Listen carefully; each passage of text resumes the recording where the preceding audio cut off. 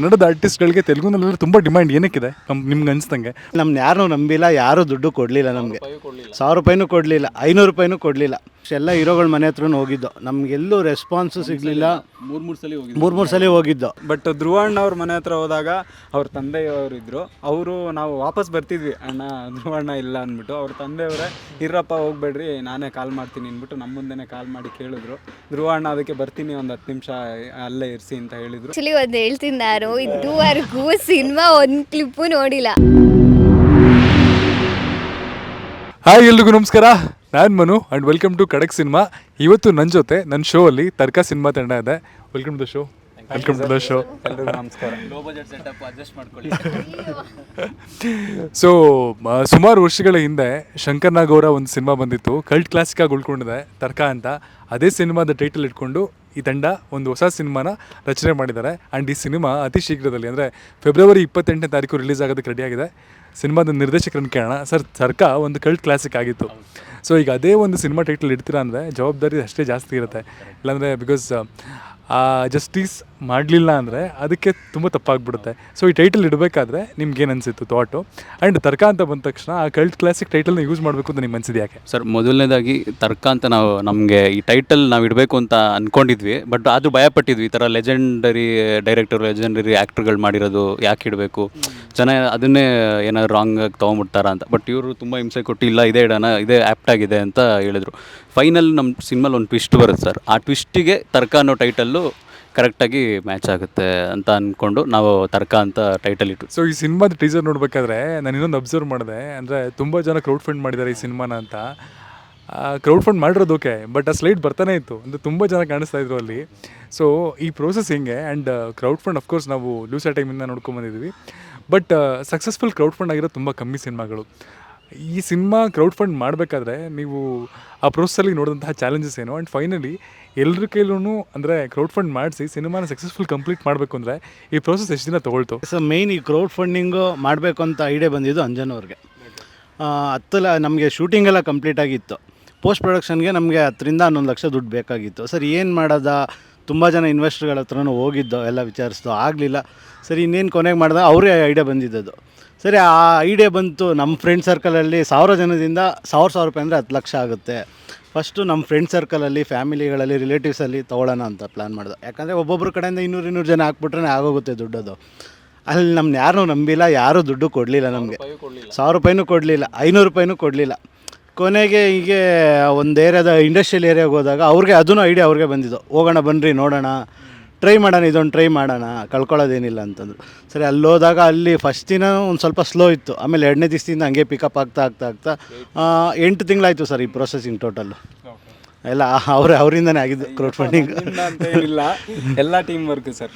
ಒಬ್ಬೊಬ್ಬರು ಒಂದೊಂದು ಐಡಿಯಾಸ್ ಮಾಡ್ತಾರೆ. ಇವಾಗ ಸ್ಟೋರಿ ಸ್ಕ್ರೀನ್ ಪ್ಲೇಯಲ್ಲಿ ಡೈರೆಕ್ಟ್ರು ಮಾಡಿದ್ದಾರೆ, ರೈಟಿಂಗಲ್ಲಿ ನಾವೆಲ್ಲರೂ ವರ್ಕ್ ಮಾಡಿರ್ತೀವಿ. ಯಶು ಅಂದರೆ ನಿವಾಸ್ ಅವರು ಕೂಡ ತುಂಬ ಕಾಂಟ್ರಿಬ್ಯೂಟ್ ಮಾಡಿದ್ದಾರೆ. ನಾವೆಲ್ಲ ಒಂದು ಟೀಮ್ ಆಗಿ ವರ್ಕ್ ಮಾಡಿದ್ದು. ಐಡಿಯಾ ಯಾರ್ದು ಅನ್ನೋದಲ್ಲ, ಅದನ್ನು ಎಕ್ಸಿಕ್ಯೂಟ್ ಮಾಡೋದು ಹೆಂಗೆ ಅನ್ನೋದು ಮುಖ್ಯ ಆಗುತ್ತೆ.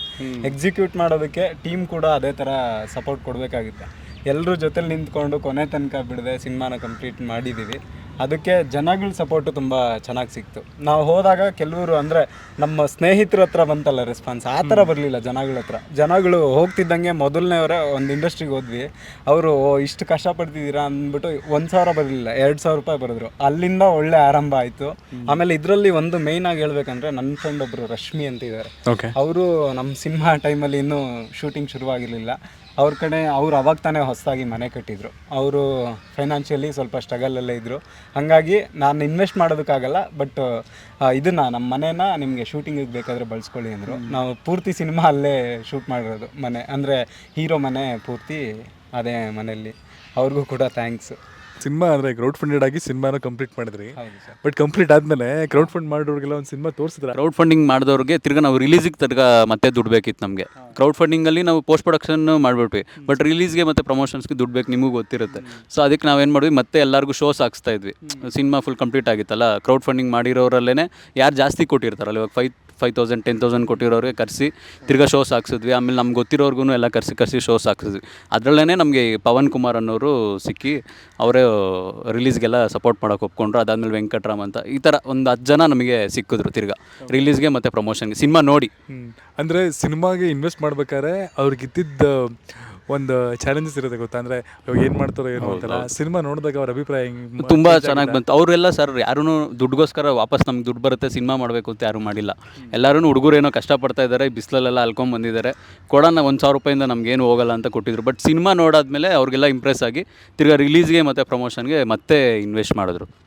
ಅವರು ಹಿಂಗೂ ಹೇಳಿದ್ದಾರೆ ಸರ್, ನೀವು ಈ ಸಿನಿಮಾದಲ್ಲಿ ಯಾವ ಮಟ್ಟಕ್ಕೆ ನಂಬಿಕೆ ಉಳಿಸ್ಕೊತೀರಾ ಅದ್ರ ಮೇಲೆ ನೆಕ್ಸ್ಟ್ ಸಿನಿಮಾ ಡಿಪೆಂಡ್ ಆಗುತ್ತೆ. ಅಂದರೆ ನೀವು ಉಳಿಸ್ಕೊಂಡ್ರೆ ನಮ್ಮಲ್ಲೇ ಇನ್ವೆಸ್ಟ್ಮೆಂಟ್ ದೊಡ್ಡದಾಗಿ ಸಿಗುತ್ತೆ ಅಂತಲೂ ಹೇಳಿದ್ದಾರೆ. ಅಂದರೆ ಫುಲ್ ಟೈಮ್ ಪ್ರೊಡ್ಯೂಸರ್ ಆಗಿ ಅವರೇ ಕೂಡ ಇನ್ವೆಸ್ಟ್ ಮಾಡೋದಕ್ಕೂ ರೆಡಿ ಇರೋರು ತುಂಬ ಜನ ಇದ್ದಾರೆ. ನಮಗೆ ಬೇಕಾಗಿರೋದು ಅದೇ. ಅಂದರೆ ಈ ಪ್ರಾಡಕ್ಟಿಂದ ಇನ್ನೊಂದಷ್ಟು ಪ್ರಾಡಕ್ಟ್ಸ್ ಬರೋದಕ್ಕೆ ಕಾರಣ ಅನ್ಬೋದು ಸರ್ ಆಗುತ್ತೆ ಖಂಡಿತವಾಗ್ಲೂ. ನಾವು ಅವ್ರ ನಂಬಿಕೆ ಉಳಿಸ್ಕೊಂಡ್ರೆ ಅವರು ಇನ್ನೂ ಚೆನ್ನಾಗಿ ಸಪೋರ್ಟ್ ಮಾಡ್ತಾರೆ. ಆ್ಯಂಡ್ ನೀವು ರೀಲ್ಸಲ್ಲೂ ಬಿಸಿ, ಸೀರಿಯಲಲ್ಲೂ ಬಿಸಿ, ಸಿನಿಮಾದಲ್ಲೂ ಬಿಸಿ. ಈ ಟೀಮಿಗೆ ಹೆಂಗೆ ಫಾರ್ಮ್ ಆದ್ರಿ? ಹೆಂಗೆ ಅಂದರೆ ಇನ್ಸ್ಟಾ ನೋಡಿ ಸೀರಿಯಲ್ ಇಲ್ಲ ಇನ್ಸ್ಟಾದಲ್ಲಿ ಎಲ್ಲ ಕಡೆನೂ ಕಾಣಿಸ್ಬೇಕಾದ್ರೆ ಎಲ್ಲರೂ ಒಂದು ಕಡೆ ನೋಡಿರ್ತಾರೆ. ಓಕೆ ಫೈನ್, ಸೀರಿಯಲ್ಲು ಮತ್ತು ರೀಲ್ಸ್ ಎಲ್ಲ ನೋಡಿಬಿಟ್ಟು ಕರೆದಿದ್ದು ನನಗೆ. ಕರೆದ್ಬಿಟ್ಟು ಈ ಥರ ಒಂದು ಕ್ಯಾರೆಕ್ಟರ್ ಇದೆ ಮಾಡ್ತೀರಾ ಅಂತಂದು. ಕತೆ ಇಷ್ಟ ಆಯಿತು ನನಗೆ, ನನ್ನ ಕ್ಯಾರೆಕ್ಟರ್ ಪರ್ಸ್ನಲಿ ನನಗೆ ಇಷ್ಟ ಆಯಿತು. ಸೊ ಅದಕ್ಕೆ ಒಪ್ಕೊಂಡೆ ಮಾಡೋಣ ಅಂತ. ಈಗ ಸುಮಾರು ಸೀರಿಯಲ್ಸಲ್ಲಿ ಮಾಡಿದ್ದೀರಾ, ಸಿನಿಮಾಗಳಲ್ಲೂ ಮಾಡಿದ್ದೀರಾ. ಸೊ ಕತೆ ಕೇಳಬೇಕಾದ್ರೆ ಒಂಥರ ಅನಿಸಿರುತ್ತೆ, ಸಿನಿಮಾ ಮಾಡಾದ್ಮೇಲೆ ಗೊತ್ತಾಗಿದೆ ಓಕೆ ನನ್ನ ಒಂದು ಜಡ್ಜ್ಮೆಂಟ್ ಬಂದಿರುತ್ತೆ, ಓ ಇದು ಈ ಥರ ಇದೆ ಅಂತ. ಬಟ್ ಈ ಥರ ಇವ್ರು ಸ್ಟ್ರಗಲಲ್ಲಿ ಒಂದು ಕ್ರೌಡ್ ಫಂಡ್ ಮಾಡಿ ಸಿನಿಮಾ ಮಾಡ್ತಿರ್ತಾರಲ್ವಾ, ಈಗ ಸಿನಿಮಾ ಮುಗ್ದಾಗಿದೆ, ಡಬ್ಬಿಂಗ್ ಮಾಡಬೇಕಾದ್ರೆ ಇಲ್ಲ ಆ ಪ್ರೋಸೆಸ್ಸಲ್ಲಿ ಸಿನಿಮಾ ನೋಡಿದಾಗ ಅವತ್ತು ಕತೆ ಹೇಳಿದ್ರಲ್ಲ ಹಾಗೆ ಅನಿಸ್ತಾ ಸಿನಿಮಾ ನೋಡ್ಬೇಕಾರೆ? ಆ್ಯಕ್ಚುಲಿ ಒಂದು ಹೇಳ್ತೀನಿ, ನಾನು ಇದುವರೆಗೂ ಸಿನಿಮಾ ಒಂದು ಕ್ಲಿಪ್ಪು ನೋಡಿಲ್ಲ, ನೋಡೇ ಇಲ್ಲ ನಾನು. ತೋರಿಸಿಲ್ವಾ, ನೋಡಿಲ್ವಾ? ಪಾಪ ಅವ್ರು ಕರೆದ್ರು, ಬಟ್ ನಾನು ಸ್ವಲ್ಪ ಶೂಟಲ್ಲಿ ಬಿಸಿ ಇದೆ ಅಂತ ಹೋಗಿಲ್ಲ. ಇರೋದನ್ನೇ ಹೇಳ್ಬಿಟ್ಟು ಹೋಗಿದ್ದೀನಿ ನಾನು, ಬೇರೆಯವ್ರ ಥರ ಸುಳ್ಳು ಹೇಳಿ ಹೋಗಿಲ್ಲ. ಸೊ ಕರೆದ್ರು, ಮೂವಿ ಬನ್ನಿ ನೋಡಿ ಒಂದ್ಸತಿ ಅಂದರೆ ಇಲ್ಲ ಈ ಥರ ಬ್ಯುಸಿ ಇದ್ದೀನಿ ಆಗಲ್ಲ ಅಂತಂದರು. ಒಂದೇ ಒಂದು ಕ್ಲಿಪ್ ತೋರಿಸಿದ್ದಾರೆ ಅಷ್ಟೇ, ಅದು ಬಿಟ್ಟರೆ ಇನ್ನೇನು ನಾನು ಒಂಚೂರು ನಾನು ನೋಡೇ ಇಲ್ಲ. ಬಟ್ ನಾನು ಅಂದ್ಕೊಂಡಿರೋದಕ್ಕಿಂತ ಜಾಸ್ತಿನೇ ಬಂದಿದೆ ಮೂವಿ ಅಂತ ಅನ್ನಿಸ್ತು. ಯಾವಾಗ ಅಂದರೆ ಮೊನ್ನೆ ಟೀಸರ್ ಲಾಂಚ್ ಇದ್ದಾಗ ನಂಗೆ ಗೊತ್ತೇ ಇಲ್ಲ ಇವರೆಲ್ಲ ಇಷ್ಟು ಅಂದರೆ ದುಡ್ಗೋಸ್ಕರ ಇಷ್ಟು ಮಾಡಿದ್ದಾರೆ ಅಂತ ನನಗೆ ಗೊತ್ತೇ ಇಲ್ಲ. ಅದೇನು ಮಾಡಿದ್ದಾರೆ ಅದು ವಿಡಿಯೋ ನೋಡಿಬಿಟ್ಟೆ ಇಷ್ಟು ಕಷ್ಟಪಟ್ಟಿದ್ದೀರಾ ನೀವು, ಅಯ್ಯೋ ನನಗೆ ಒಂಥರ ಅನಿಸ್ಬಿಡ್ತು. ಅವಾಗ ಕರಿಬೇಕಲ್ವಾ ಪ್ರಮೋಷನಿಗೆ ಅಂತಂದು ಏನೂ ಕರೀಲಿಲ್ಲ ಪ್ರಮೋಷನಿಗೆ. ಹಾಂ, ಅಮೇರಿಕಾಗೆ ಹೋಗಿದ್ದೆ ನಾನು. ಹೌದು, ಈಗ ಕನ್ನಡದ ನಟಿಯರೆಲ್ಲ ಹೈದರಾಬಾದು ಆ ಥರ ಏನೂ ಇಲ್ಲ, ಸುಮ್ಮನೆ ರೀಸೆಂಟಾಗಿ ಒಂದು ನೋಡಿದ್ವಲ್ಲ, ಅಂದರೆ ಕನ್ನಡದ ನಟಿಯರೆಲ್ಲ ಹೈದರಾಬಾದು ಇಲ್ಲಾಂದರೆ ಬೇರೆ ಕಡೆನೇ ಬ್ಯುಸಿ ಆಗ್ತಿದ್ದಾರೆ. ಸೊ ಹಂಗಾಗಿ ಆದರೆ ನೀವು ಕನ್ನಡದಲ್ಲಿ ಸ್ವಲ್ಪ ಮಾಡಿಕೊಂಡು ಈ ಥರ ಫಿಲಮ್ ಮಾಡೋರಿಗೆಲ್ಲರೂ ಸ್ವಲ್ಪ ಹೆಲ್ಪ್ ಮಾಡ್ತಿರ್ಬೇಕು. ಹೆಲ್ಪ್ ಮಾಡ್ತೀವಿ, ಅದ್ರಲ್ಲಿ ಏನಿದೆ, ಹೆಲ್ಪ್ ಮಾಡೇ ಮಾಡ್ತೀವಿ. ತೆಲುಗು ಅಲ್ಲ, ಕನ್ನಡನೂ ಇದೆ. ಈಗ ನೆಕ್ಸ್ಟ್ ಕನ್ನಡ ಬರ್ತಾ ಇದೆ ಸೀರಿಯಲ್, ಕನ್ನಡ ಸೀರಿಯಲ್ ಬರ್ತಾ ಇದೆ ಮುದ್ದು ಸೊಸೆ ಅಂತ. ಬಟ್ ಪ್ರಾಬಬ್ಲಿ ಕನ್ನಡದ ಆರ್ಟಿಸ್ಟ್ಗಳಿಗೆ ತೆಲುಗುನಲ್ಲಿ ತುಂಬ ಡಿಮ್ಯಾಂಡ್ ಏನಕ್ಕಿದೆ ನಿಮ್ಗೆ ಅನಿಸ್ದಂಗೆ? ಬಿಕಾಸ್ ಇಲ್ಲಿರೋ ಆರ್ಟಿಸ್ಟ್ಗಳಿಗೆ ಅಫ್ಕೋರ್ಸ್ ಇಲ್ಲೂ ಡಿಮ್ಯಾಂಡ್ ಇದೆ ಅಲ್ವಾ? ಇಲ್ಲದೆ ಅಲ್ಲಿ ಲೊಕ್ಯಾಲಿಟಿನಲ್ಲೂ ಕೂಡ ಇಲ್ಲಿರೋ ಆರ್ಟಿಸ್ಟ್ಗಳಿಗೆ ಅಷ್ಟು ಡಿಮ್ಯಾಂಡ್ ಏನು ಕ್ರಿಯೇಟ್ ಆಗಿದೆ? ಅದ್ರ ಬಗ್ಗೆ ನಂಗೆ ಐಡಿಯಾ ಇಲ್ಲ ಸರ್. ಅಲ್ಲಿ ಯಾಕೆ ನಮ್ಮವ್ರಿಗೆ ಜಾಸ್ತಿ ಡಿಮ್ಯಾಂಡ್ ಅಂದರೆ ನಮ್ಮವ್ರು ಆ ಭಾಷೆನ ಕಲ್ತು ಅಲ್ಲೇ ಡೈರೆಕ್ಟ್ ಎಲ್ಲ ಮಾತಾಡ್ತಾರೆ. ಬಟ್ ಅಲ್ಲಿರೋರು ಇಲ್ಲಿ ಬಂದು ಯಾರೂ ನಮ್ಮ ಭಾಷೆ ಕಲ್ತು ಮಾತಾಡಲ್ಲ. ಸೊ ಅದಕ್ಕೋಸ್ಕರ ಕನ್ನಡ ಮಾತಾಡಿ ಅಂದರೆ ಸ್ವಲ್ಪ ಅವ್ರಿಗೆ ತುಂಬ ಕಷ್ಟ. ಸೊ ನಮ್ಮವ್ರು ಜಾಸ್ತಿ ಕಲ್ತು ಸ್ಟ್ರಗಲ್ ಮಾಡಿ ಹೋಗಿ ಮಾಡ್ತಾರೆ. ಬಟ್ ಅಲ್ಲಿ ಯಾರೂ ಮಾಡಲ್ಲ. ಅದಕ್ಕೋಸ್ಕರನೇ ಇಲ್ಲಿರೋರಿಗೆ ಅಲ್ಲಿ ಜಾಸ್ತಿ ಆಪರ್ಚುನಿಟೀಸ್ ಕೊಟ್ಟರೆ ಬಂದೇ ಬರುತ್ತೆ. ಆಫ್ಕೋರ್ಸ್ ಇವಾಗ ನಮಗೆ ತೆಲುಗು ಬರ್ತಾ ಇರಲಿಲ್ಲ, ಕಲ್ತ್ವಿ ಬರುತ್ತೆ. ಬಟ್ ಅವರು ಕಲ್ತ್ರೆ ನಿಜವಾಗ್ಲೂ ಬರುತ್ತೆ. ಬಟ್ ಕಲಿಯೋ ಎಫರ್ಟ್ಸು ಹಸಿರೋದು ಕನ್ನಡದವ್ರಿಗೆ ಅಂತೀರ ಹಂಗಂದ್ರೆ? ಜಾಸ್ತಿ ನಮಗೆ ಇರೋದು ಕನ್ನಡದವ್ರಿಗೆ. ನೀವು 3 ಜನ ಅಂದರೆ ಆಗಲೇ ಮಾತಾಡ್ತಿದ್ದಂಗೆ ನೀವು 3 ಜನ ಒಂದೇ ಇನ್ಸ್ಟಿಟ್ಯೂಟಲ್ಲಿ ಪರಿಚಯ ಆಗಿ ಆಲ್ಮೋಸ್ಟ್ ಇದೊಂದು 10 ವರ್ಷ ಜರ್ನಿ ನಿಮ್ಮದು. ಸೊ ಸಿನಿಮಾ ಮಾಡಬೇಕು ಅಂತ ಅಂದ್ಕೊಂಡು 10 ವರ್ಷ ಆಗಿತ್ತು. ಬಟ್ ಅದು ನಿಮಗೆ ಕಾರ್ಯರೂಪಕ್ಕೆ ಬಂದಿದೆ ಆ್ಯಂಡ್ ಇದೇ 28ಕ್ಕೆ ರಿಲೀಸ್ ಆಗ್ತಿದೆ. ಹೌ ಎಕ್ಸೈಟೆಡ್ ಅಂದರೆ ಈ ಪ್ರೊಸೆಸಲ್ಲಿ ಸಿನಿಮಾ ಮಾಡಬೇಕು ಅನ್ನೋ ಒಂದು ಡಿಸೈನ ಕಳ್ಕೊಂಡಿಲ್ವಲ್ಲ, ಅದು ಹೆಂಗೆ ಸರ್? ಏನಂದರೆ ನಮಗೆ ಸಿನಿಮಾ ಬಿಟ್ಟು ಏನೂ ಗೊತ್ತಿಲ್ಲ. ಚಿಕ್ಕ ವಯಸ್ಸಿಂದನೂ ಅದೇ ನಮಗೆ ಸಿನಿಮಾ ಅಂತ. ನಾನಾಗಲಿ ಅವರಾಗಲಿ ಇವರಾಗಲಿ ಇವರಿಬ್ಬರು ಆ್ಯಕ್ಟಿಂಗ್ ಕೋರ್ಸಿಗೆ ಬಂದರು, ನಾನು ಡೈರೆಕ್ಷನ್ ಕೋರ್ಸಿಗೆ ಸೇರಿಕೊಂಡಿದ್ದು. ಬಟ್ ಆಗ್ಲಿಂದನೂ ನಮಗೆ ಇದು ಬಿಟ್ಟು ಬೇರೆ ಏನೂ ಗೊತ್ತಿಲ್ಲ ಅನ್ನೋದಕ್ಕಿಂತ ಬೇರೆ ಏನಕ್ಕೆ ಹೋದ್ರೂ ನಮ್ಗೆ ಇಷ್ಟ ಆಗ್ತಿರಲಿಲ್ಲ.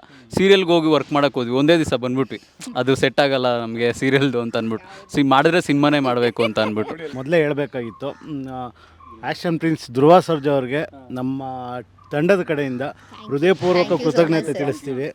ಯಾಕಂತಂದರೆ ನಾವು ಪ್ರಮೋಷನ್ ಶುರು ಮಾಡಿದಾಗ ಆಲ್ಮೋಸ್ಟ್ ಎಲ್ಲ ಹೀರೋಗಳ ಮನೆ ಹತ್ರನೂ ಹೋಗಿದ್ದು, ನಮಗೆಲ್ಲೂ ರೆಸ್ಪಾನ್ಸು ಸಿಗಲಿಲ್ಲ. ಮೂರು ಸಲ ಹೋಗಿದ್ದು. ರೆಸ್ಪಾನ್ಸ್ ಅನ್ನೋದಕ್ಕಿಂತ ನಮ್ಮ ಬ್ಯಾಡ್ ಲಕ್ ಅನ್ಸುತ್ತೆ ಸರ್. ಅವರು ಬಿಸಿ ಅಂದರೆ ಅವರು ಸಿಗದೆ ಹೋದ್ರೋ ಗೊತ್ತಿಲ್ಲ. ನಾವು ನೆಗೆಟಿವ್ ಆಗಿ ಮಾತಾಡಬಾರ್ದು. ನಮ್ಮ ಕೈಗೆ ನೆಗೆಟಿವ್ ಅಂತಲ್ಲ, ನಾವು ಹೋಗಿದ್ದ ಟೈಮ್ಗೂ ಇಲ್ಲ ಅಥವಾ ಅವರು ಸಿಗ್ತಾ ಇರಲಿಲ್ಲ ಒಟ್ಟಿನಲ್ಲಿ. ನಮ್ಮ ಬ್ಯಾಡ್ ಲಕ್ಕೆ ಅಂತ ಹೇಳ್ಬೋದು. ಬಟ್ ಧ್ರುವಣ್ಣ ಅವ್ರ ಮನೆ ಹತ್ರ ಹೋದಾಗ ಅವ್ರ ತಂದೆಯವರು ಇದ್ದರು. ಅವರು ನಾವು ವಾಪಸ್ ಬರ್ತಿದ್ವಿ, ಅಣ್ಣ ಧ್ರುವಣ್ಣ ಇಲ್ಲ ಅಂದ್ಬಿಟ್ಟು. ಅವ್ರ ತಂದೆಯವರೇ ಇರಪ್ಪ ಹೋಗ್ಬೇಡ್ರಿ, ನಾನೇ ಕಾಲ್ ಮಾಡ್ತೀನಿ ಅಂದ್ಬಿಟ್ಟು ನಮ್ಮ ಮುಂದೆನೇ ಕಾಲ್ ಮಾಡಿ ಕೇಳಿದ್ರು. ಧ್ರುವಣ್ಣ ಅದಕ್ಕೆ ಬರ್ತೀನಿ, ಒಂದು 10 ನಿಮಿಷ ಅಲ್ಲೇ ಇರಿಸಿ ಅಂತ ಹೇಳಿದರು. ಬಂದರು ಮಾತಂತೆ. ಬಂದ್ಬಿಟ್ಟು ನಮಗೆ ಮತ್ತೆ ಭಾನುವಾರ ಇದೇ ಕಮ್ಮಿಂಗ್ ಸಂಡೇ 11 ಗಂಟೆಗೆ ಬನ್ನಿ ಅಂತ ಹೇಳಿದ್ರು. ನಾನು ಬೈಟ್ಸ್ ಕೊಡ್ತೀನಿ ಅಂತ. ನಾವು ಹೋದ್ವಿ, ಮಾಮೂಲಿ ಬೈಟ್ಸ್ ಕೊಡ್ತಾರೇನೋ ಅಂತ ಅಂದ್ಕೊಂಡ್ವಿ. ಅಲ್ಲೇ ಆಚೆಗಡೆ ತಿರ್ಗಾ ಅವರು ಮನೆ ಮೇಲ್ಗಡೆ ಫಸ್ಟ್ ಫ್ಲೋರ್ ಕರ್ಕೊಂಡೋಗಿ ನಮಗೆ ಆಯಿತು ಏನಿದೆ ಹೇಳಿ, ನಮ್ಮ ಫಸ್ಟು ಪೋಸ್ಟರ್ ಅವರೇ ಲಾಂಚ್ ಮಾಡಿದ್ದು. ಪೋಸ್ಟರ್ ಅವ್ರಿಗೆ ಥ್ಯಾಂಕ್ಸ್ ಹೇಳಲೇಬೇಕು. ಸ್ಕ್ರಿಪ್ಟ್ ಕೂಡ ನಾವು ಹೇಳ್ದಂಗೆ ಮಾಡಿದ್ರು. ಆ ಜೋಳಿಗೆಯಲ್ಲಿ ತೊಗೊಂಡೋಗಿದ್ವಿ ಇದನ್ನ ಪೋಸ್ಟ್ರನ್ನ. ಹೊಸ ಥರ ಇದೆ ಅಂತ ಎಲ್ಲ ಅಪ್ರಿಷಿಯೇಟ್ ಮಾಡಿ ಒಳ್ಳೇದಾಗಲಿ ಅಂತ ವಿಶ್ ಮಾಡಿದ್ರು. ಥ್ಯಾಂಕ್ ಯು ಥ್ಯಾಂಕ್ಸ್ ಹೇಳ್ತೀವಿ ಸರ್. ಆ್ಯಂಡ್ ಏನು ಸರ್ ಇದು ಅಂದರೆ ಇಲ್ಲಿ ಸಿಕ್ಕಾಪಟ್ಟೆ ಸಿನಿಮಾಗಳ ಟೈಟ್ಲ್ ಇದೆ, ಎಲ್ಲ ಸಸ್ಪೆನ್ಸ್ ಥ್ರಿಲ್ಲರ್ ಸಿನಿಮಾಗಳು. ರಂಗಿತರಂಗ, ಮರ್ಮ, ಸಂಯುಕ್ತ, ಉಶು, ಮಧ್ಯ ನಮ್ಮ karate king Shankar Nag SP Sangliana ಬೇರೆ ಇದೆ. ಏನಿದು ಈ ಥೀಮ್ ಏನು? ಫಸ್ಟ್ ನಿಮಗೆ ನೋಡಿದ ತಕ್ಷಣ ನಿಮ್ಗೇನು ಅನಿಸ್ತು ಸರ್? ಅದೇ ಎಲ್ಲ ಸಸ್ಪೆನ್ಸ್ ಸಿನಿಮಾಗಳು ಇದೆ, ಎಲ್ಲ ಕಲ್ಟ್ ಕ್ಲಾಸಿಕ್ ಸಸ್ಪೆನ್ಸ್ ಸಿನಿಮಾಗಳನ್ನೇ ಹಾಕಿದ್ದೀರಾ.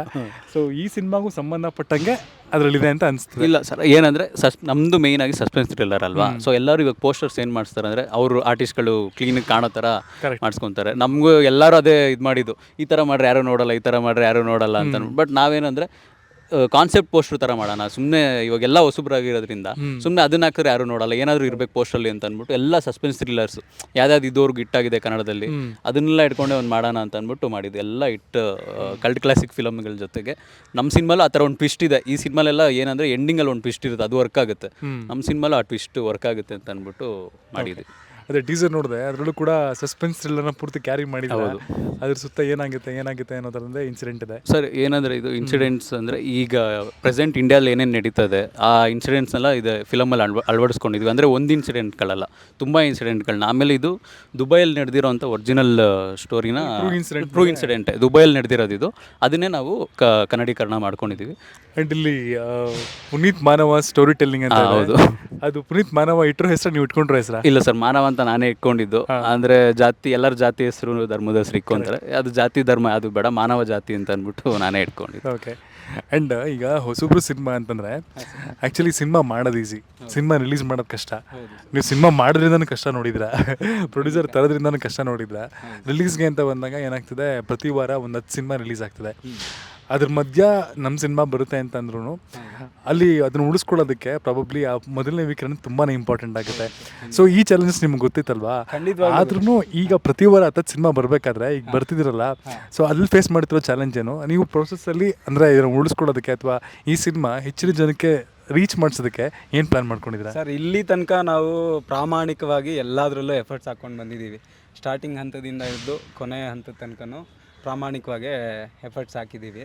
ಪ್ರಮೋಷನ್ಸಲ್ಲೂ ಕೂಡ ನಾವು ರ್ಯಾಂಡಮ್ ಕಾನ್ಸೆಪ್ಟ್ಸ್ ಬಿಟ್ಟು, ಅಂದರೆ ಯಾರ್ಯಾರು ಯಾವ್ಯಾವ ಥರ ಪ್ರಮೋಷನ್ಸ್ ಮಾಡ್ತಾರೋ ಅದನ್ನೆಲ್ಲ ಬಿಟ್ಟು ನಾವು ಬೇರೆ ಯುನಿಕ್ಕಾಗಿ ಜನಗಳನ್ನ ಹೇಗೆ ತಲುಪ್ಬೋದು ಅಂದ್ಬಿಟ್ಟು ಪ್ಲ್ಯಾನ್ ಮಾಡಿ ಅದೆಲ್ಲ ಲಿಸ್ಟ್ ಮಾಡಿ ಹಳೆ ಫಿಲಮ್ಸ್ಗಳ್ದು ಕಾಮಿಡಿ ಸೀನ್ಸ್ನೆಲ್ಲ ತೊಗೊಂಡು ಅದಕ್ಕೆ ಮತ್ತೆ ನಾವು ಬೇರೆ ಥರ ಅಂದರೆ ಬರೆದು ಡೈಲಾಗ್ಸ್ ಎಲ್ಲ ಬೇರೆ ಹೊಸದಾಗಿ ಬರೆದು ಮತ್ತು ಅದನ್ನು ರೀಕ್ರಿಯೇಟ್ ಮಾಡಿ ಶೂಟ್ ಮಾಡಿ ಬಿಡ್ತಾಯಿದ್ದೀವಿ. ಅದು ಒಂದು ಟೈಪ್. ಆದರೆ ಇನ್ನೊಂದು ಬೇರೆ ಥರ ಅಂದರೆ ಜನಗಳನ್ನೇ, ಇವಾಗ ನಮ್ಮ ಕ್ರೌಡ್ ಫಂಡಿಂಗ್ ಇನ್ವೆಸ್ಟರ್ಸ್ ಇದ್ದಾರೆ, ಅವ್ರನ್ನೆಲ್ಲ ಕರೆಕ್ಟಾಗಿ ಫಾಲೋ ಅಪ್ ಮಾಡಿ ಅವ್ರ ಕಡೆಯಿಂದ ಪೋಸ್ಟ್ಗಳು ಹಾಕ್ಸಿ ಅವ್ರ ಕಡೆಯಿಂದ ಶೇರ್ಸ್ ಮಾಡಿಸಿ ಒಟ್ಟು ಜನಗಳನ್ನ ಫಸ್ಟ್ ವೀಕಲ್ಲಿ ಥಿಯೇಟ್ರಿಗೆ ಕರೆಸ್ಬೇಕು. ಮೇಯ್ನಾಗಿ ನಾವು ಇಷ್ಟು ಎಫರ್ಟ್ಸ್ ಹಾಕಿರೋದು ಸಿನಿಮಾ ಹಿಟ್ ಆಗಬೇಕು ಅಂತ.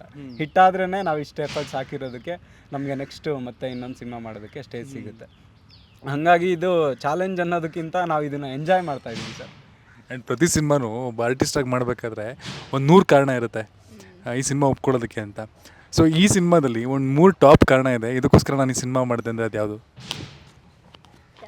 ಕಾರಣ ಕತೆ ತುಂಬ ಇಷ್ಟ ಆಯಿತು ಮೇಯ್ನ್ಲಿ. ಫಸ್ಟ್ ಡೇ ನಾನು ಶೂಟ್ಗೆ ಹೋದಾಗ ಹೇಗಿದ್ದಾರೋ 3 ಜನ, ನಾನು ತುಂಬ ಕ್ಲೋಸ್ ಇರೋದು ಇವ್ರು 3 ಜನನೇ. ಇವಾಗೂ ಹಾಗೇ ಇದ್ದಾರೆ. ಶೂಟಿಂಗ್ ಸೆಟ್ಟಲ್ಲೂ ಅಷ್ಟೇ ಈ ಥರನೇ ಮಾಡಬೇಕು ನೀವು, ಹಿಂಗೆ ಇರಬೇಕು, ಆ ಥರ ಏನು ಪ್ರೆಸರ್ ಮಾಡಲಿಲ್ಲ ಅವರು. ನಿಮ್ದು ಹೆಂಗಿದೆ ನ್ಯಾಚುರಲಾಗಿ ನೀವು ಹೇಗೆ ಮಾಡ್ತೀರೋ ಹಾಗೆ ಮಾಡಿ, ಫಸ್ಟ್ ಡೇ ಹೋದಾಗ ಹೇಗಿತ್ತೋ ಹಾಗೆ. ಅಂದರೆ ಟಾಪ್ ಕಾರಣಗಳಂತ ಏನಿಲ್ಲ, ಖುಷಿಯಾಗಿ ಆರಾಮಾಗಿ ಕತೆ, ಮೇನ್ಲಿ ಕತೆ ಇಷ್ಟ ಆಗಿತ್ತು, ಆ ಕ್ಯಾರೆಕ್ಟರ್ ತುಂಬ ಇಷ್ಟ ಆಯಿತು.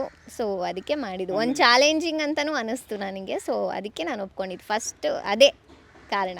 ಯಾ, ಆ್ಯಂಡ್ ಈ ಸಿನಿಮಾದು ಡಿಸ್ಟ್ರಿಬ್ಯೂಷನ್ ಶೋ ಮಾಡಿದ್ರಿ ಅಂತ ಹೇಳಿದ್ರಲ್ಲ, ಸೊ ಡಿಸ್ಟ್ರಿಬ್ಯೂಷನ್ ಶೋ ಮಾಡಿದಾಗ ಅಂದರೆ ಅಲ್ಲಿ ಬಂದಂತಹ ಪರ್ಫಾರ್ಮೆನ್ಸ್, ಅಂದರೆ ಅಲ್ಲಿ ಬಂದಂತಹ ರಿವ್ಯೂಸ್ಗಳು ಹೇಗಿತ್ತು?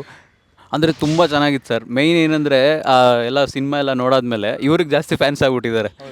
ಈ ಕ್ಯಾರೆಕ್ಟರ್ಗೆ ಮೇಯ್ನ್ ಲೀಡ್ಸ್ ಇವರಿಬ್ಬರೇ, ಬಟ್ ಇವ್ರಿಗೆ ಜಾಸ್ತಿ ಫ್ಯಾನ್ ಬೇಸ್ ಇವ್ರಿಗೆ ಬಂದ್ಬಿಟ್ಟಿದೆ. ಯಾಕೆಂದರೆ ಒಳ್ಳೊಳ್ಳೆ ಡೈಲಾಗ್ಸ್ ಎಲ್ಲ ಇದರಲ್ಲೇ ಇರೋದು. ಅಂದರೆ ನಮ್ಮ ಸಿನಿಮಾ ಎಕ್ಸ್ಪೆರಿಮೆಂಟಲ್ಲಿ ನಾವು ಏನು ಮಾಡಿದ್ವಿ ಅಂದರೆ ಡೈಲಾಗ್ಸಲ್ಲಿ ಮಾತ್ರ ಕಮರ್ಷಿಯಲ್ ಹೋಗಿದ್ದೀವಿ. ಸಿನಿಮಾ ಫುಲ್ ಎಕ್ಸ್ಪೆರಿಮೆಂಟಲ್ಲೇ, ಹೊಸ ಸೀನ್ಗಳಾಗಲಿ ಟ್ವಿಸ್ಟ್ಗಳಾಗಲಿ ಅದೆಲ್ಲ ಎಕ್ಸ್ಪೆರಿಮೆಂಟಲ್ಲಿ ಹೋಗಿದ್ದೀವಿ. ಬಟ್ ಡೈಲಾಗ್ಸಲ್ಲಿ ನಾವೇನು ಮಾಡಿದ್ವಿ, ಕಮರ್ಷಿಯಲ್ ಆಗಿ ಹೋಗೋಣ. ಯಾಕೆಂದರೆ ಆಡಿಯನ್ಸ್ಗೆ ಫುಲ್ ಬೋರ್ ಆದರೆ ನಿಮ್ಗೆ ಏನೇ ಟ್ವಿಸ್ಟ್ ಇದ್ರೂ ಅವರು ತಲೆ ಕೆಡ್ಸ್ಕೊಳಲ್ಲ. ಇದನ್ನ ನೋಡೋಕೆ ಇಷ್ಟೊತ್ತಂಗ ಕಾಯ್ಬೇಕಾಗಿತ್ತಾ ಅಂತ ಅನ್ಕೊಂಬಿಡ್ತಾರೆ. ಸೊ ಡೈಲಾಗ್ಸಲ್ಲಿ ನಾವು ಫುಲ್ ಕಮರ್ಷಿಯಲ್ ಹೋಗ್ಬಿಟ್ವಿ. ಸೊ ಅದರಿಂದ ಆ ಡೈಲಾಗ್ಸ್ಗಳೆಲ್ಲ ಇವ್ರಿಗೆ ಸಿಕ್ಬಿಡ್ತು ಹೆಂಗೋ. ಅವರು ಆ್ಯಕ್ಟ್ ಮಾಡೋದು ಅಷ್ಟೇ ನ್ಯಾಚುರಲ್ ಆಗಿರುತ್ತೆ. ಇವಾಗ ನಾರ್ಮಲಿ ನಾವು ಹೇಗೆ ಮಾತಾಡ್ತಿದ್ದೀವೋ ಹಾಗೆ ಇರುತ್ತೆ ಅವ್ರದ್ದು. ಒಂದು ಟೀಸರಲ್ಲಿ ನೋಡ್ಬೋದು ನೀವು, ಟೀಸರಲ್ಲಿ ಇದೆ ಅನಿಸುತ್ತೆ, ಟೀಸರು ಇದರಲ್ಲಿ ಸಾಂಗಲ್ಲಿ ಏನೋ ಇದೆ, ಪುರುಷಿ ಅನ್ನೋದು ಜಸ್ಟ್ ಅದು ಇಷ್ಟು ಕ್ಯೂಟಾಗಿ ಹೇಳಿದ್ದಾರೆ ಅವರು. ಇವ್ರದ್ದು ಕ್ಯಾರೆಕ್ಟರ್ ಹೆಂಗೆ ಅಂದರೆ ಇವರಿಬ್ರು ಇನ್ನೋಸೆಂಟ್ ಕ್ಯಾರೆಕ್ಟರು. ಸೊ ಇವ್ರಿಗೆ ನಾವು ಕಮರ್ಷಿಯಲ್ ಡೈಲಾಗ್ಸ್ ಹಾಕೋಕ್ಕಾಗಲ್ಲ. ಇವ್ರದ್ದು ಫುಲ್ ಮಾಸ್ ಆಗಿರುತ್ತೆ. ಅಂದರೆ ನೀವು ಸುಂಟ್ರಗಳಲ್ಲಿ ದರ್ಶನ್ ಸರ್ ನೋಡಿರ್ತೀರ, ಆ ಥರ ಕ್ಯಾರೆಕ್ಟರ್ ಇವ್ರದ್ದು ಫುಲ್ ಬಿಂದಾಸ್ ಆಗಿ. ಸೊ ಅದರಿಂದ ಇವ್ರಿಗೆ ಜಾಸ್ತಿ ವಿಜಿಲ್ಸು ಬರ್ತದೆ ಇದರಲ್ಲಿ. ಬಟ್ ಸಿನಿಮಾ ಫುಲ್ ನೋಡಾದ್ಮೇಲೆ ಗೊತ್ತಾಗುತ್ತೆ ಯಾರಿಗೆ ಜಾಸ್ತಿ ವಿಜಿಲ್ಸ್ ಅಂತ. ಓಕೆ. ಆ್ಯಂಡ್ ನೀವಿಬ್ರು ಮುಂಚೆನೇ ಸ್ಕ್ರಿಪ್ಟ್ನ ಕೇಳಿರ್ತೀರಾ ಅಂದರೆ ಎಲ್ಲರಿಗಿಂತ ಮುಂಚೆ ಇವ್ರು ಬರೋದ ತಕ್ಷಣ ಸ್ಕ್ರಿಪ್ಟ್ನ ಕೇಳಿರ್ತಾರೆ, ಡಿಸ್ಕಸ್ ಮಾಡಿರ್ತೀರ ಆ ಟೈಮಲ್ಲಿ. ಸೊ ಕೇಳ್ಬೇಕಾದ್ರೆ ಒಂಥರ ಅನ್ಸಿರುತ್ತೆ, ಮಗ ಚೆನ್ನಾಗಿದೆ ಕಣೋ, ಏನೋ ಚೆನ್ನಾಗಿಲ್ಲ, ಇನ್ನು ಹಿಂಗೆ ಮಾಡ್ಬೋದು ಹಂಗೆ ಮಾಡ್ಬೋದು ಎಲ್ಲ ಮಾತಾಡಿರ್ತೀರ. But script to screen transition ಅಂದಾಗ ಪುಸ್ತಕದ ಮೇಲೆ ಬರ್ದಿರೋದು ಅಥವಾ ಹಾಳೆ ಮೇಲೆ ಬರ್ದಿರೋದು ಸಿನಿಮಾಗಿ ಕಾಣಿಸ್ದಾಗ ಹಾಗೆ ಇದೆಯಾ ಅಂತ ಬಂದಾಗ ಸುಮಾರು ಕಡೆ ಒಂದು ಸ್ವಲ್ಪ ಕಡಿಮೆ ಅನಿಸುತ್ತೆ, ಒಂದು ಕಡೆ ಜಾಸ್ತಿ ಅಂತ ಅನಿಸುತ್ತೆ. ನಿಮಗೆ ಸ್ಕ್ರಿಪ್ಟ್ ಟು ಸ್ಕ್ರೀನ್ ಟ್ರಾನ್ಸಿಷನ್ ಈ ಸಿನಿಮಾ ಹೆಂಗಾಗಿದೆ ಅಂತ ಅನಿಸ್ತು? ಇಲ್ಲ, ಅದು ನಮ್ಮ ಸಿನಿಮಾ ಬಗ್ಗೆ ಹೊಗಳ್ಕೊಂಬಾರ್ದು, ಬಟ್ ತುಂಬ ಚೆನ್ನಾಗಿ ಬಂದಿದೆ. ಅದು ಫಸ್ಟು ಫ್ರೂಟ್ಸ್ ಅನ್ನೋ ಕ್ಯಾರೆಕ್ಟ್ರು, ಆ ಕ್ಯಾರೆಕ್ಟ್ರ್ ಮಾಡಬೇಕಾದ್ರೇ ಇವ್ರು ಹೇಳಿದ್ರು, ಇಲ್ಲಿ ಆ್ಯಕ್ಟಿಂಗ್ ಅಂತ ಏನಿರಲ್ಲ, ಹಿಂಗೆ ನ್ಯಾಚುರಲಾಗಿ ಏನಿರುತ್ತೆ ಹಂಗೆ ಇರುತ್ತೆ. ಮತ್ತು ನಾವು ಸುತ್ತಮುತ್ತ ಏನು ಮಾತಾಡಿರ್ತೀವಿ ಅದೇ ಸ್ಲ್ಯಾಂಗೇ ಇರುತ್ತೆ, ಅದೇ ಥರ ಭಾಷೆ ಇರುತ್ತೆ. ಆಮೇಲೆ ಫೈಟು ಕೂಡ ಅಷ್ಟೇ, ಯಾವುದು ಡೂಪ್ ಹಾಕಿ ಮಾಡೋಂಥ ಫೈಟ್ಗಳು ಯಾವುದಿಲ್ಲ. ಸಾಂಗ್ಸು ಅಷ್ಟೇ, ಯಾವುದು ಇಮ್ಯಾಜಿನೇಷನ್ ಸಾಂಗ್ ಇಲ್ಲ, ಎಲ್ಲ ಲೈವಾಗಿ ಆ ಸಿಚುವೇಶನ್ಗೆ ಹೆಂಗೆ ತಕ್ಕನಂಗಿದೆ ಹಂಗೆ ಮಾಡಿದ್ದಾರೆ. ಆ ಪಾತ್ರ ನಾನು ಕೇಳಿದಾಗಲೇ ಫುಲ್ ಖುಷಿಯಾಗಿತ್ತು. ಇಷ್ಟು ದೊಡ್ಡ ಪಾತ್ರ ನಾನು ಮಾಡ್ತೀನಿ ಹಂಗೆ. ನನ್ನ ಪಾತ್ರಕ್ಕೆ ಮೇಯ್ನ್ ಇನ್ಸ್ಪಿರೇಷನ್ ಅಂಜನ್ನು, ನಿಜವಾಗ್ಲೂ. ನಮಗೆ ಒಂದು 6-7 ತಿಂಗಳು ರಿಹರ್ಸಲ್ಸ್ ಮಾಡ್ದೋ, ಅಲ್ಲಿ ಪ್ರತಿದಿನ ಹಿಂಗಲ್ಲ ಮಗ, ಹಿಂಗೆ ಅಂತ ಇರು. ಮೊದಲನೇ ಥ್ಯಾಂಕ್ಸ್ ಇವರಿಬ್ಬರಿಗೆ ಹೇಳಲೇಬೇಕು ನಾನು. ಯಾಕಂದರೆ ಆ್ಯಕ್ಚುಲಿ ಇದು ಒಂದು 4-5 ಜನ ಹೀರೋಗಳ ಹತ್ರ ಹೋಗಿತ್ತು ಕತೆ. ನಾವೆಲ್ಲ ಬೇರೆ ಬೇರೆ ಪಾತ್ರದಲ್ಲಿದ್ದೋ, ಸಿನಿಮಾದಲ್ಲಿದ್ದೋ ಬೇರೆ ಬೇರೆ ಪಾತ್ರ. ಅಲ್ಲಿ ಕಾರಣಾಂತರಗಳಿಂದ ಯಾರೂ ಮಾಡೋಕ್ಕಾಗಲಿಲ್ಲ, ಅದೇ ಪ್ರೊಡ್ಯೂಸರ್ ಪ್ರಾಬ್ಲಮ್ ಮಾಮೂಲಿ, ಇನ್ನೊಂದಾಗಿದ್ದು, ಇನ್ನೊಂದೆಲ್ಲ ಹತ್ರ ಹೋಗಿತ್ತು, ವಾಪಸ್ ಬಂತು. ಕೊನೆಗೆ ಆಮೇಲೆ ಅವರೇ ಹೀರೋ ಆದರು, ಈ ಕ್ಯಾರೆಕ್ಟ್ರ್ ನಾನೇ ಮಾಡೋಕೆ ಇನ್ನೂ ಖುಷಿ ಆಯಿತು ಒಂದು ಕಡೆ. ಬಟ್ ಹೊಸಬ್ರು ಈ ಥರ ಕ್ಯಾರೆಕ್ಟರ್ಗಳು ಇಷ್ಟೊಂದು ಐಪ್ ಇರೋಂಥದ್ದು ಹೆಂಗೆ ಅಂತ ಗೊತ್ತಿಲ್ಲ. ನಮಗೆ ತುಂಬ ಜನ ಹೇಳಿದ್ರು ಸರ್, ಅಂದರೆ ಫೈಟ್ ಇಟ್ಬಿಡಿ, ಡಬ್ಬಿಂಗ್ ರೈಟ್ ಸೇಲ್ ಆಗುತ್ತೆ, ಸೇಲ್ ಆಗುತ್ತೆ. ಬಟ್ ನಾವು ಯಾವುದು ಇಡೋಕೆ ಹೋಗಲಿಲ್ಲ. ಯಾಕೆಂದರೆ ನೀವು 5 ನಿಮಿಷ ಡಬ್ಬಿಂಗ್ ರೈಟ್ಸ್ಗೋಸ್ಕರ ಫುಲ್ ಸಿನಿಮಾನ ಹಾಳು ಮಾಡ್ತಾ ಇದ್ದೀರಾ, ಫುಲ್ ಸಿನಿಮಾ ಬಿಸ್ನೆಸ್ ಹಾಳಾಗ್ಬಿಡುತ್ತೆ ಅಲ್ಲಿ. ಸೊ ಅದನ್ನು ಆ ತಪ್ಪು ಮಾಡೋಕ್ಕೆ ಹೋಗಲಿಲ್ಲ ನಾವು. ಆ್ಯಂಡ್ ನಮ್ಮ ಚಾನಲ್ ಹೆಸರು ಖಡಕ್ ಸಿನಿಮಾ ಅಂತ. ಹೌದು, ನಾನು ಗೊತ್ತು ಸರ್. ಮೀಟ್ ಮಾಡುವಂತಹ ಪ್ರತಿ ಸಿನಿಮಾ ಟೀಮ್ನೂ ಒಂದು ವಿಷಯ ಕೇಳ್ತಿರ್ತೀನಿ, ಸಿನಿಮಾದ ಖಡಕ್ ಮೂಮೆಂಟ್ ಏನು ಅಂತ. ಅಂದರೆ ಸಿನಿಮಾ ಮುಗ್ದಾಗ್ಬಿಟ್ಟಿದೆ, ಈಗ ಸಿನಿಮಾ ಮುಗ್ದಾದ್ಮೇಲೂ ನಿಮಗೆ ತರ್ಕ ಅಂತ ಅಂದ ತಕ್ಷಣ ಮೊದಲು ಜ್ಞಾಪಕ ಬರುವಂತಹ ವಿಷಯ ಏನು? ತರ್ಕ ಅಂದರೆ ಇದು ಡೇ 1 ಸರ್, ಎಲ್ಲೂ ಸ್ಟಾಪ್ ಆಗಿಲ್ಲ ಸಿನಿಮಾ. ಅದು ಖಡಕ್ ವಿಷಯ. ಅದು ಶೂಟಿಂಗ್ ಆಗಲಿ ಮತ್ತು ತಿರ್ಗಾ ಪೋಸ್ಟ್ ಪ್ರೊಡಕ್ಷನ್ ಆಗಲಿ ಎಲ್ಲೂ ನಿಲ್ಲಿಲ್ಲ ಸರ್. ಅದೇ ಖಡಕ್ ವಿಷಯ ಸಿನಿಮಾಗೆ ನನ್ನ ಪ್ರಕಾರ. ಸರ್ ನಿಮ್ಮ ಪ್ರಕಾರ ಖಡಕ್ ಮೂಮೆಂಟ್? ಸರ್ ಖಡಕ್ ಮೂಮೆಂಟ್ ಅಂದರೆ ನಾನು ಸಿನಿಮಾಲಿ ಒಂದು ಟ್ವಿಸ್ಟ್ ಅಂದ್ಕೊಂಡಿದ್ದೆ, ಅದು ನಾವು ಶೋಸ್ ಹಾಕಿದಾಗ ಅದು ವರ್ಕ್ ಆಯಿತು. ಅಂದರೆ ಅಲ್ಲೆಲ್ಲೂ ಫಸ್ಟ್ ಇವಾಗ ಎಲ್ಲ ಸಿನಿಮಾ ನೋಡಿರ್ತೀವಿ, ಸಸ್ಪೆನ್ಸ್ ಥ್ರಿಲ್ಲರ್ ಫಿಲಮು, ಡೈರೆಕ್ಟ್ರು ಮತ್ತು ಹೀರೋಗೆ ಮಾತ್ರ ಅನಿಸ್ತಾ ಇರುತ್ತೆ ಇದು ಸಸ್ಪೆನ್ಸ್. ಬಟ್ ಆಡಿಯನ್ಸ್ ಫಸ್ಟ್ ಸೀನಲ್ಲೇ ಕಂಡುಹಿಡ್ಬಿಡ್ತಾರೆ ಇದೆ ಅಂತ ಅಂದ್ಬಿಟ್ಟು. ಬಟ್ ನಮ್ಮದು ಶೋ ಹಾಕಿದಾಗ ಹಂಗಾಗಲಿಲ್ಲ, ಕೊನೆ ತನಕನೂ ಎಲ್ಲ ಕ್ಲಾಪ್ಸ್ ಎಲ್ಲ ಹೊಡೆದ್ರು. ಅದು ಖಡಕ್ ಮೂಮೆಂಟ್ ನನ್ನ ಲೈಫಲ್ಲೇ ಅದೇ ಖಡಕ್ ಮೂಮೆಂಟ್ ಸರ್. ನಿಮ್ಮ ಖಡಕ್ ಮೂಮೆಂಟ್? ನನ್ನ ಖಡಕ್ ಮೂಮೆಂಟು ಅದೇ ಸರ್, ನಾವು ಫಸ್ಟ್ ಟೈಮು ಸಿನಿಮಾನ ಪ್ರೊಜೆಕ್ಟ್ ಮಾಡಿದಾಗ ಥಿಯೇಟ್ರಲ್ಲಿ ಆಡಿಯನ್ಸ್ಗಳು ಒಂದು ಟ್ವಿಸ್ಟಲ್ಲಿ, ಆ್ಯಕ್ಚುಲಿ 2 ಟ್ವಿಸ್ಟ್ ಇದೆ, ಫಸ್ಟ್ನೇ ಟ್ವಿಸ್ಟ್ಗೆ ಓಕೆ ಒಂದು ಟ್ವಿಸ್ಟ್ ವರ್ಕೌಟ್ ಆಗಿದೆ ಅಂತ ಅಂದ್ಕೊಂಡ್ರು. ಎರಡನೇ ಟ್ವಿಸ್ಟ್ಗೆ ಅವರೆಲ್ಲ ಹೆಂಗೆ ಅಂದರೆ ಫುಲ್ಲು ಅವ್ರಿಗೆ ಏನೋ ಆಗೋಯ್ತೇನೋ, ನಾವು ಕೂಡ ಎಕ್ಸ್ಪೆಕ್ಟ್ ಮಾಡಿರಲಿಲ್ಲ. ಆ ರೇಂಜ್ಗೆ ರಿಯಾಕ್ಟ್ ಆಗಿಬಿಟ್ರು, ಫುಲ್ಲು ಶಾಕ್ ಆಗಿಬಿಟ್ರು. ನಾವು ಅದನ್ನು ನೋಡಿ ಅದನ್ನು ಮರೆಯೋಕ್ಕೆ ಇವಾಗೂ ಆಗ್ತಾ ಇಲ್ಲ, ಅಷ್ಟು ಚೆನ್ನಾಗಿ ರೆಸ್ಪಾಂಡ್ ಬಂತು. ಅಲ್ಲಿ ನಮಗೆ ಸ್ಯಾಟಿಸ್ಫ್ಯಾಕ್ಷನ್ ಸಿಕ್ತು. ಪರವಾಗಿಲ್ಲ, ನಾವು ಅಂದ್ಕೊಂಡಿದ್ದನ್ನು ಅಟ್ಲೀಸ್ಟ್ ಎಷ್ಟು ಮಟ್ಟಕ್ಕಾಗುತ್ತೋ ಅಷ್ಟು ಮಟ್ಟಕ್ಕೆ ಅಚೀವ್ ಮಾಡಿದ್ದೀವಿ ಅಂತ.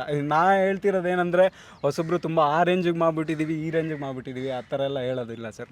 ನಮ್ಮ ಕೈಯಲ್ಲಿ ಎಷ್ಟು ಮ್ಯಾಕ್ಸಿಮಮ್ ಆಗುತ್ತೋ ನಮ್ಮ ಹತ್ರ ಇರೋ ಬಜೆಟಲ್ಲಿ ಅಷ್ಟು ನೀಟಾಗಿ ಸಿನಿಮಾನ ಪ್ರೆಸೆಂಟ್ ಮಾಡಿದ್ದಾರೆ ಪುನೀತ್ ಅವರು.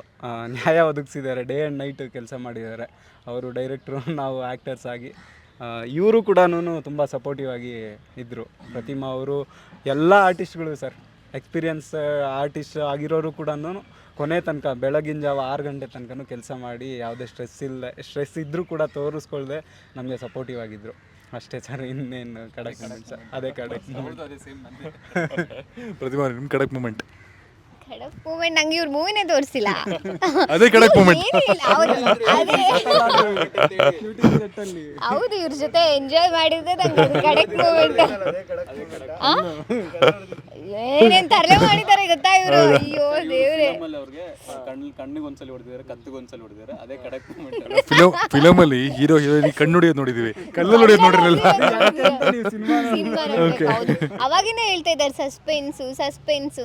ನಂಗೆ ಅರ್ಥನೇ ಆಗ್ತಾ ಇಲ್ಲ. ನಂಗೆ ಏನಾಗ್ತಿದೆ ಅಂದರೆ ನಾನು ಏನು ಸಸ್ಪೆನ್ಸ್ ಲಾಸ್ಟಲ್ಲಿ ಇವ್ರು ಹೇಳಿದ್ರು ಇವಾಗ ಏನೋ ಇದೆ ಅಂತ. ನಂಗೆ ಗೊತ್ತೇ ಆಗ್ತಾ ಇಲ್ಲ ಅದೇನು ಅಂತ. ಈಗಲೂ ಗೊತ್ತಿಲ್ವಾ? ಗೊತ್ತೇ ಇಲ್ಲ, ನಂಗೆ ಕ್ಯಾರೆಕ್ಟರ್ ಗೊತ್ತು ಅಷ್ಟೇ, ಬಟ್ ಏನು ಸಸ್ಪೆನ್ಸ್ ನಂಗೆ ಇವಾಗ ನೋಡ್ಬೇಕು ಅನಿಸ್ತಾ ಇದೆ ಮೂವಿ. ಸೊ ಈಗ ಫಸ್ಟ್ ಶೋ ನೋಡಬೇಕು ಸಸ್ಪೆನ್ಸ್ ತಿಳ್ಕೊಳಕ್ಕೆ. ಖಂಡಿತವಾಗಿ ಈ ಸಿನಿಮಾದಲ್ಲಿ ನಮ್ಮ 3 ಜನಕ್ಕೆ ಬಿಟ್ರೆ ಸರ್ ಯಾರಿಗೂ ಪೂರ್ತಿ ಕತೆ ನಾವು ಗೊತ್ತಿಲ್ಲ, ಹೇಳಿಲ್ಲ. ಕ್ಯಾಮ್ರಾಮನ್ಗೂ ಕೂಡ ಗೊತ್ತಿಲ್ಲ. ಅಷ್ಟು ಜನ ಕ್ರೌಡ್ ಫಂಡ್ ಅಲ್ಲಿ ಒಬ್ರು ಕೇಳಿದ ಪೂರ್ತಿ ಕತೆ ಹೇಳಪ್ಪ ನನಗೆ ಅಂತ. ಇಲ್ಲ ಸರ್, ಯಾರು ಕೇಳಲಿಲ್ಲ. ಕತೆ ಹೇಳಿ ಅಂತ ಯಾರು ಕೇಳಿಲ್ಲ ನಮಗೆ. ಪ್ರಾಬ್ಲಿ ಅಂದ್ರೆ ಅವರೆಲ್ಲ ಸಿನಿಮಾಗಿಂತ ಹೆಚ್ಚಾಗಿ ನೀವು ಪ್ರಯತ್ನ ಹೌದು ಸರ್, ಹಾನೆಸ್ಟ್ ಅನ್ಸಿದೆ ಅವ್ರಿಗೆ. ಅಂದ್ರೆ ಸರ್ ಇದುವರೆಗೂ ಕ್ರೌಡ್ ಫಂಡಿಂಗ್ ಎಲ್ಲರೂ ಆನ್ಲೈನ್ ಮಾಡಿದ್ದಾರೆ. ಬಟ್ ಇವಾಗ ಏನಾಗಿದೆ ಅಂದ್ರೆ ಆನ್ಲೈನ್ ತುಂಬಾ ಸ್ಕ್ಯಾಮ್ಸ್ಗಳಾಗಿರೋದ್ರಿಂದ ಯಾರು ಇದು ಮಾಡಲ್ಲ, ನಂಬಲ್ಲ. ಸೊ ನಮಗೂ ಯಾರು ಆನ್ಲೈನ್ ನಂಬಲಿಲ್ಲ. ಸೊ ಆಫ್ಲೈನ್ ಹೋದಾಗ ಯಾರು ಮಾಡಿಲ್ಲ ಇದುವರೆಗೂ. ಅಂದ್ರೆ 8 ತಿಂಗಳು ಯಾರು ರೋಡ್ ಅಲ್ಕೊಂಡೆಲ್ಲ ಮಾಡಲ್ಲ, ಅಷ್ಟು ಪೇಷನ್ಸ್ ಇರಲ್ಲ ಯಾರಿಗೂ. ಸೊ ನಾವು ಮಾಡಿದ್ದು ಜನಕ್ಕೆ ಇಷ್ಟ ಆಗಿ ನಮಗೆ ಸಪೋರ್ಟ್ ಮಾಡಿದ್ದು. ಎಸ್. ಆ್ಯಂಡ್ ಈ ಕ್ರೌಡ್ ಫಂಡ್ ಅಂದ ತಕ್ಷಣ ನನ್ನ ಜ್ಞಾಪಕ ಬರುತ್ತೆ ಲೂಸಿಯಾ ಸಿನಿಮಾಗೆ ಒಳ್ಳೆ ರೆಸ್ಪಾನ್ಸ್ ಬಂತು, ಕ್ರೌಡ್ ಫಂಡ್ ಆಗಿ ಸಿನಿಮಾ ಸಕ್ಸಸ್ಫುಲ್ ಆಯಿತು. ಅದೇ ರೀತಿ ನಿಮ್ಮ ಸಿನಿಮಾ ಕೂಡ ಒಳ್ಳೆ ಸಕ್ಸಸ್ಫುಲ್ ಆಗಲಿ. ಆ್ಯಂಡ್ ಫೆಬ್ರವರಿ 28ಕ್ಕೆ ಸಿನಿಮಾ ತೆರೆ ಕಾಣ್ತಿದೆ. ಕೊನೆಯದಾಗಿ ಏನಾದ್ರು ಹೇಳೋದಾದ್ರೆ ಆಡಿಯನ್ಸ್ಗೆ ಇಟ್ಸ್ ಯೋರ್ ಟೈಮ್. ಸರ್, ಎಲ್ರಿಗೂ ಒಂದು ಹೇಳೋದಕ್ಕೆ ಇಷ್ಟಪಡ್ತೀನಿ. ನಾವು ಅಣ್ಣವರು, ವಿಷ್ಣುದಾದ, ರೆಬಲ್ ಸ್ಟಾರ್ ಅಂಬರೀಷ್ ಅವರು, ಶಂಕರಣ್ಣ, ಟೈಗರ್ ಪ್ರಭಾಕರ್ ಅವರಿಂದ ಹಿಡಿದು Darshan sir, Sudeep sir, Yash sir, Ramesh Aravind sir, Shivanna, Sudeep, Appu sir, ಎಲ್ಲರ ಸಿನಿಮಾಗಳ್ನು ಎಲ್ಲರ ಸಿನಿಮಾಗಳ್ನು ಇಷ್ಟಪಡ್ತಾ, ಎಲ್ಲರ ಸಿನಿಮಾಗಳ್ನು ನೋಡ್ಕೊತ, ಯಾರಿಗೂ ಕೂಡ ಯಾವತ್ತೂ ನಾವು ಕೆಟ್ಟದ್ದು ಮಾತಾಡೋದು ಇಲ್ಲ. ಯಾಕೆಂದರೆ ನಮ್ಮ ಸ್ಟಾರ್ಸ್ಗಳು ನಮಗೆ ತುಂಬ ಗ್ರೇಟು. ನಮ್ಗೆ ಬೇರೆ ಇಂಡಸ್ಟ್ರಿ ಎಲ್ಲ ಗ್ರೇಟು, ನಮ್ಮ ಕನ್ನಡ ಇಂಡಸ್ಟ್ರಿನೇ ನಮ್ಗೆ ಯಾವತ್ತಿದ್ರೂ ಗ್ರೇಟು. ದಯವಿಟ್ಟು ಎಲ್ಲರ ಅಭಿಮಾನಿಗಳು ಕೂಡ ನಮ್ಮ ಸಿನಿಮಾ ನೋಡಿ ನಮ್ಮ ಹೊಸ ಟೀಮ್ಗೆ ಹರಿಸಿ. ಧ್ರುವ ಅಣ್ಣಂಗೆ ತುಂಬ ಸ್ಪೆಷಲ್ ಥ್ಯಾಂಕ್ಸ್ ಅಣ್ಣ, ಅಷ್ಟು ಹೇಳೋದಕ್ಕೆ ಇಷ್ಟ. ಎಲ್ಲರೂ ಸಿನಿಮಾ ನೋಡಿ. ಫಸ್ಟ್ 3 ಡೇಸಲ್ಲಿ ಯಾರೂ ನೋಡೋಲ್ಲ, ನಮಗೂ ಗೊತ್ತು, ಹೊಸಬ್ರು ಸಿನಿಮಾ ಆಗಿರೋದ್ರಿಂದ. ರಿವ್ಯೂಸ್ ಎಲ್ಲ ಬಂದಮೇಲೆ ನೋಡಿ, ರಿವ್ಯೂಸ್ ಬರುತ್ತೆ.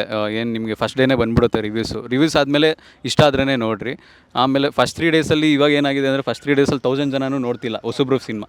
1000 ಜನ ನೋಡಿದ್ರೇ ನಿಮಗೆ ಸೆಕೆಂಡ್ ವೀಕಲ್ಲಿ ರನ್ನಿಂಗ್ ಆಗೋದು. ಸೊ 1000 ಜನ ಆದ್ರೂ ಬಂದು ಫಸ್ಟ್ ವೀಕಲ್ಲಿ ನೋಡಿ ನಿಮಗೇನೆ ಪ್ರೌಡ್ ಮಾಡ್ತೀವಿ. ಕನ್ನಡ ಸಿನಿಮಾ ಇಂಡಸ್ಟ್ರಿಗೇ ಒಂದು ಪ್ರೌಡ್ ಆಗುವಂಥ ಒಂದು ಸಿನಿಮಾನೇ ಮಾಡಿದ್ವಿ. Thank you. ಫ್ರೂಟ್ಸ್